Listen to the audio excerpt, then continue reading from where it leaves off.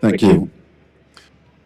All right, so I'm Johan Stroemqvist. I'm CEO and founder of Singer Technologies. And at Singer Technologies, we're developing a new type of DNA sequencing technology. We call it 3D sequencing.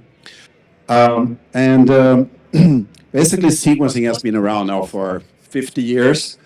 It's done tremendous impact in research and also in vaccine development and so on and so forth.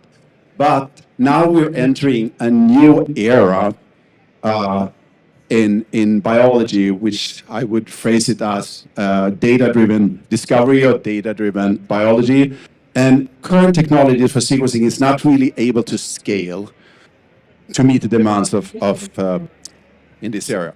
So just a little bit about myself and the company. We were founded in 2014. I'm one of the founders. I'm also having a co-founder, Bengt. I have a PhD in biophysics. This is my second startup. My co-founder, Bengt, is one of the world's leading gurus in the fiber optical industry. We founded Singer in 2014. We built up a complete DNA sequencer. It's the only one in the world that can sequence in 3D. We have a great team. We're specifically proud of our advisors. We have Bob Kane. This guy was responsible for the $1,000 genome at Illumina back in the days. He was chief engineering officer. We also have Professor Vlaningen, recently sold his company for $3 billion, Olink. The technology basically allows you to sequence for free or $10 genomes, and also being able to sequence directly in cells, which is completely unique. We raised $20 million so far, and we're looking for another $15 to $20 million too when we now enter our commercial activities during the summer. So sequencing, 90% of all sequencing is performed at that kind of microfluidic chip. You can see here to the left, it's a $5,000 chip from Illumina. You pack it with DNA clusters. The more you pack it, the more data you get, the less cost it will be. So what's the problem? The problem is you can't pack it more. They are at the resolution of the optical limit. So they can't scale. And what we have figured out is the way to solve this.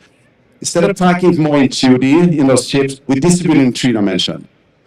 Pretty much like in the semiconductor industry. So we came up with this. What you see here to the right is a $1 matrix that we created. And you can get 10, 100, 1,000 times more DNA by sequencing with this methodology.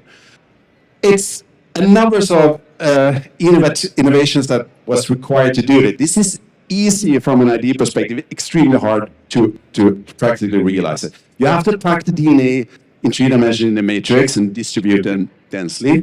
You have to be able to exchange liquid within this matrix. Extremely complicated. And finally, if you don't sequence, if you don't image at least 1,000 times faster than current imaging system, 3D imaging system, it will never work. It will take years to sequence a human genome. Without check, we solve all of this. Our current system is 3,000 times faster than the second best when it comes to 3D imaging. So this is how it looks like. You see the one to the right. This is a plane of when you sequence. It says cluster. It's intended for computers to determine your genome. We also have some unique features. We're the only one in the world that can sequence directly in more complex samples, like, for example, directly in cells. Can generate tons of data, unheard of, I would say.